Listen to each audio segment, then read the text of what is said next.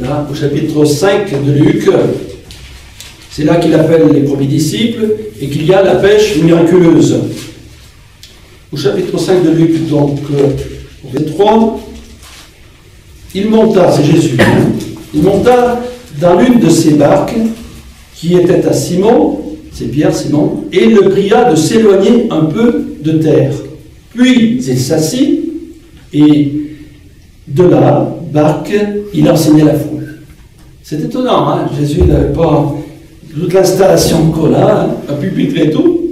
Il lui demande qu'on le mette, il est monté dans la barque, il s'est assis, et là, la voile portait sur les eaux, et ça fait que la foule a pu entendre donc son enseignement. Et ce qui est important de dire, il enseignait la foule. Et ce qui est bon pour nous, c'est de connaître l'enseignement de Jésus. Amen. L'enseignement de Jésus, parce qu'il est fort, il est puissant, l'enseignement de Jésus. Tous les versets qu'on peut lire, un seul verset contient des choses merveilleuses. Et pour bien connaître l'enseignement de Jésus, je vous conseille de lire le chapitre 5, 6 et 7 de Matthieu, où il y a 3 chapitres entiers d'enseignement, et aussi dans l'évangile de Jean, du chapitre 13 au chapitre 17. Voilà, ce sont des enseignements précis concernant le disciple de Christ. Alléluia. Car le disciple, c'est celui qui suit un maître, et nous sommes appelés à suivre Jésus-Christ. Alors, aimons cet enseignement, aimons la parole de Dieu. On peut prendre l'enseignement de différentes façons. Il y en a qui diront c'est la théologie. Alors on va essayer de tout découper la Bible en petits morceaux, bien. Ou d'autres diront ce sont des lois. Mais en réalité, si on veut bien comprendre l'enseignement de Jésus, c'est dans la pensée. Je lis la Bible dans la pensée du Christ.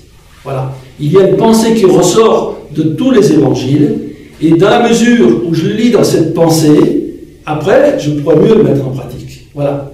Et la pensée du Christ, bien sûr, c'est d'être rempli de foi, d'amour, c'est d'essayer de ressembler à son maître et d'être marché dans la vérité. Alors ça, c'est la pensée. Et quand je lis les textes, c'est dans cette pensée-là que je vais pouvoir m'affermir dans la foi. Amen. Sinon, si je commence à faire trop de théologie, un mot, un autre mot, je vais me perdre dans toutes sortes de recherches et je vais oublier l'essentiel. Hein? L'essentiel du message de l'Évangile, c'est vraiment que le Seigneur puisse, par son esprit, agir dans nos vies, nous remplir de sa paix, de son amour et de sa joie. Et que nous puissions découvrir, au travers de ses enseignements, comment être un disciple. Et Jésus a dit que dans le ciel, nous serons semblables à lui. Alors, on n'en est pas encore là, il y a du progrès à faire. Mais déjà, si dans ma pensée, en lisant les textes, je dis, bon, je vais lire la parole de Dieu et je vais découvrir ce qui plaît au Seigneur, ce qui lui est agréable, ce qui me permettrait d'être davantage en communion avec lui, ce qui me permettrait de lui ressembler davantage. Et dans la mesure où je lis la parole de Dieu dans cet état d'esprit, eh bien, je vais faire des progrès. Voilà. Parce que là, je rentre vraiment dans, on peut dire, le cœur de la parole de Dieu, et je vais de progrès en progrès. Gloire à Dieu. Lisons un autre texte. Dans Luc chapitre 8, au verset 22 à 25.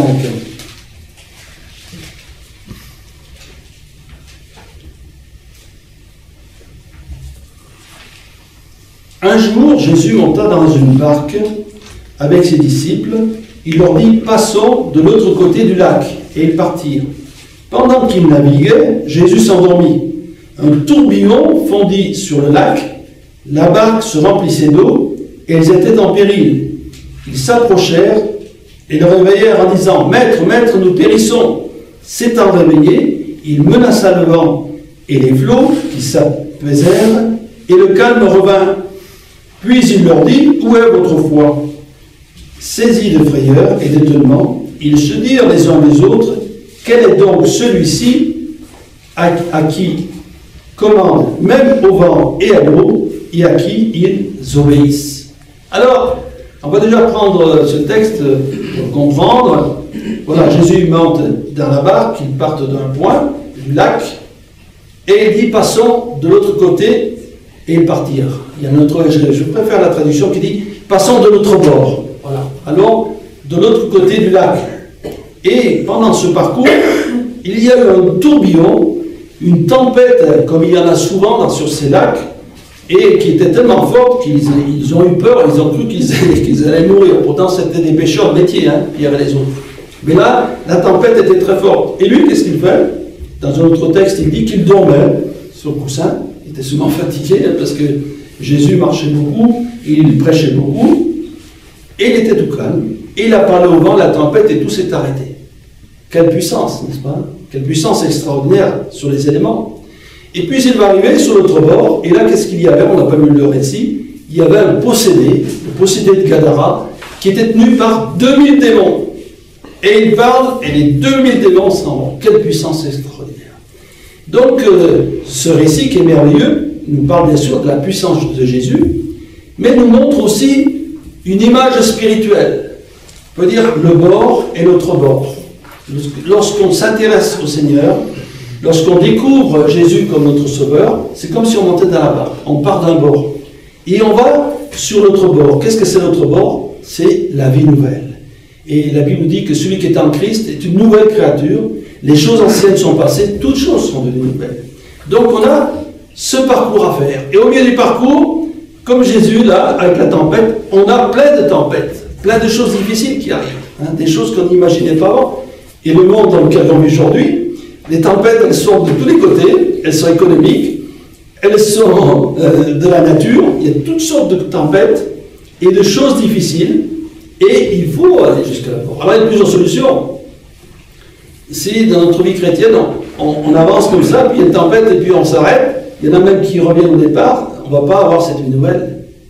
Il faut affronter les difficultés. Mais, comme les disciples qui avaient Jésus dans la barque, si Jésus est dans la barque de notre vie, eh bien, on sait qu'il va nous aider, qu'il peut parler au vent de la tempête et qu'il peut nous permettre de changer les situations qu'on traverse. Parce qu'il est tout puissant, il a l'autorité. Parfois, peut-être il va permettre qu'il y ait une tempête pour éprouver notre foi, pour savoir si on s'attend vraiment à lui, si on recherche vraiment qu'il intervienne. Et puis, ce qu'il faut, bien sûr, c'est arriver à l'autre bord. Et là, c'est une vie nouvelle. Et quand on regarde notre passé, on dit oui, Jésus a fait des grandes choses. Hein.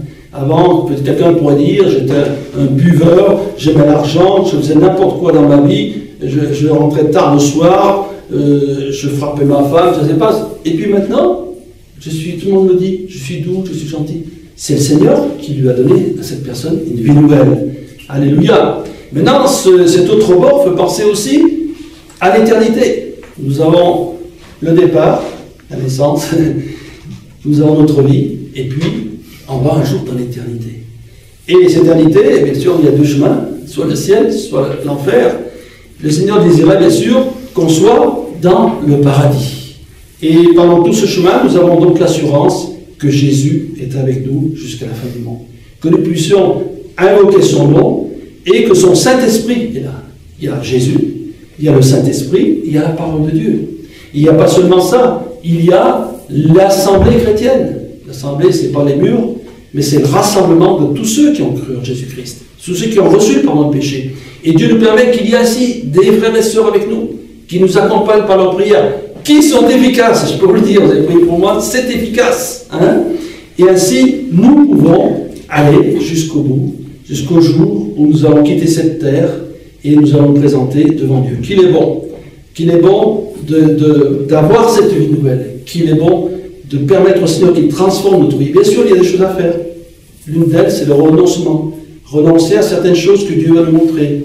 Dieu va nous dire ça, il faut que tu laisses, c'est pas bon pour toi. S'il nous le dit, c'est que c'est pas bon. Hein.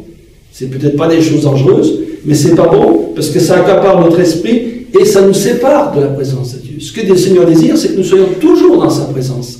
Mais pour cela, il faut vraiment prendre une décision de mettre le Seigneur en premier dans notre vie. Un dernier texte dans Philippiens, chapitre 2. Philippiens, chapitre 2. Au verset 5. Là, nous allons parler des trois vertus. Une des trois vertus importantes pour le chrétien, c'est l'humilité, l'obéissance et l'amour. Et Jésus est le modèle par excellence de ces trois qualités. Donc au chapitre 2 des Philippiens, verset 5, « Ayant en vous les sentiments qui étaient en Jésus-Christ, existant en forme de Dieu, n'a pas regardé son égalité avec Dieu comme une proie arrachée, mais il s'est dépouillé lui-même en prenant une forme de serviteur, en devenant semblable aux hommes. Il a paru comme un vrai homme. Il s'est humilié lui-même, se rendant obéissant jusqu'à la mort même à la croix. C'est pourquoi aussi Dieu l'a souverainement élevé et lui a donné le nom qui est au-dessus de tout nom, afin qu'au nom de Jésus, tout genou fléchisse et toute langue confesse que Jésus-Christ est Seigneur, à la gloire de Dieu Père. » Vous aimez bien ce texte, hein? Et bien sûr qu'il est intéressant. Ayez les sentiments qui étaient en Jésus-Christ. Là, c'est les sentiments. Et la foi, la vie chrétienne, c'est pas simplement la connaissance, la foi, mais les sentiments. C'est difficile, hein, de changer notre cœur. Hein. On était en foi remplis de nous-mêmes. Et là, le Seigneur nous dit d'aimer les autres, d'aimer Dieu, d'avoir compassion comme Jésus. Alors Jésus, il avait de l'humilité. D'abord l'humilité, parce que Jésus existait en forme de Dieu, et il est venu s'incarner et venir sur notre terre. Il a quitté la gloire pour vivre comme un simple homme, et pas simplement comme un simple homme, puisqu'il est dit qu'il n'avait ni beauté ni éclat pour attirer nos regards. Il a vécu dans une famille pauvre, il était le fils du charpentier, et ainsi il est devenu un serviteur, et il a connu bien des souffrances, des oppositions. Il a eu donc, comme on l'a vu tout à l'heure, l'opposition des hommes religieux, l'incompréhension de ses disciples. Il est resté humble. Jésus n'a jamais refusé quelqu'un qui s'approchait de lui. Et non seulement il a béni cette femme et sa fille qui étaient syrophéniciennes, qui n'étaient pas du peuple d'Israël, mais tous ceux qui s'approchaient de Jésus par la foi, il a intervenu en leur faveur. Mais lui-même, il allait vers les foules. Il a fait tout le tour, la Galilée, la Judée, la Décapole. Il a été dans le village, dans les synagogues, sur les places, partout. Il annonçait le beau message de l'amour de Dieu. Quel amour, quelle humilité. Et surtout, on voit cette humilité à la croix du Calvaire, où lui, le Fils de Dieu, aurait pu demander une légion d'anges pour le délivrer, et qui s'est laissé clouer à la croix. Il est dit qu'il s'est humilié lui-même. Voilà, Jésus s'est humilié, il a lavé les pieds de ses disciples, et il nous demande d'être humble aussi.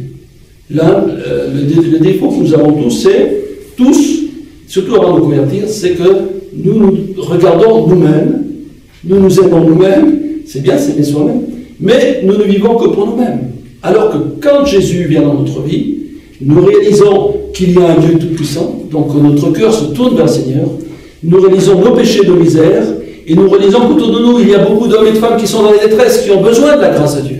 Il nous donne de la compassion, comme Jésus. Jésus avait compassion des foules.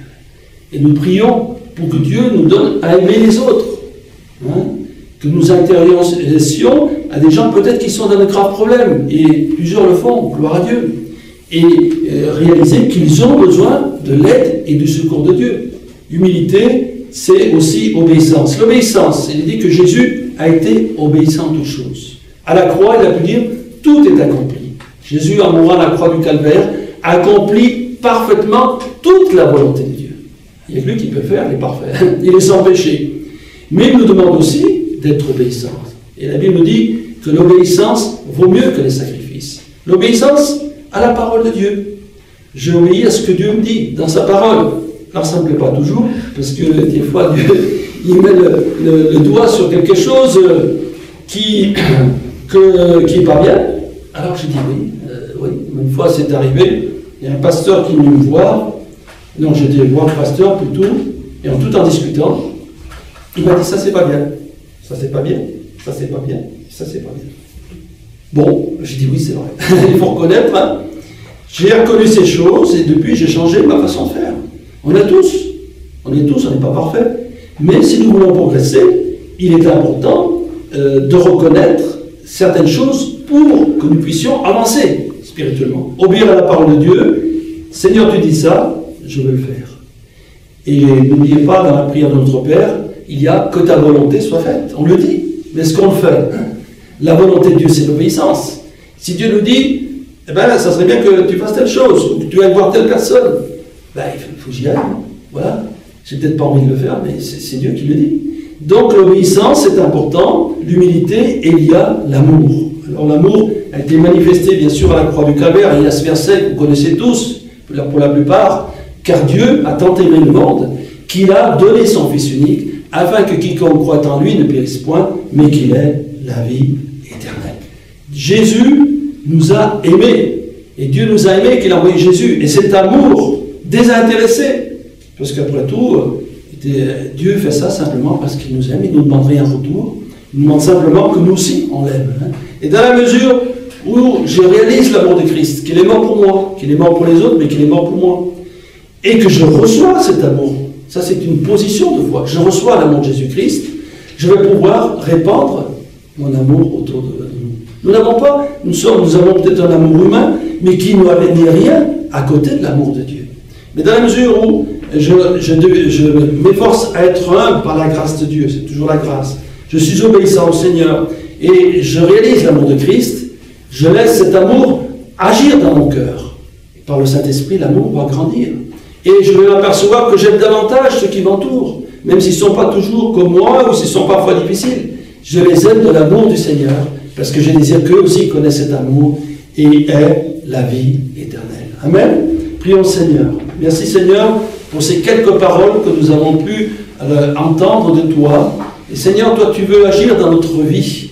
Tu veux permettre que nous soyons en toutes circonstances, Seigneur, dans ta présence, et que nous puissions ainsi savoir comment agir dans chaque événement que nous traversons. Merci Seigneur, parce que toi, tu as été un modèle en toutes choses, et tu veux, Seigneur, agir dans notre vie. Oh Seigneur, permets vraiment que nous ayons cette humilité, cette obéissance, cet amour que toi, tu as manifesté pour nous. Et donne-nous aussi d'aimer ta parole et de la mettre en pratique. Vraiment, Seigneur, tu es merveilleux. Et ce matin, nous voulons te bénir et te rendre grâce. Amen.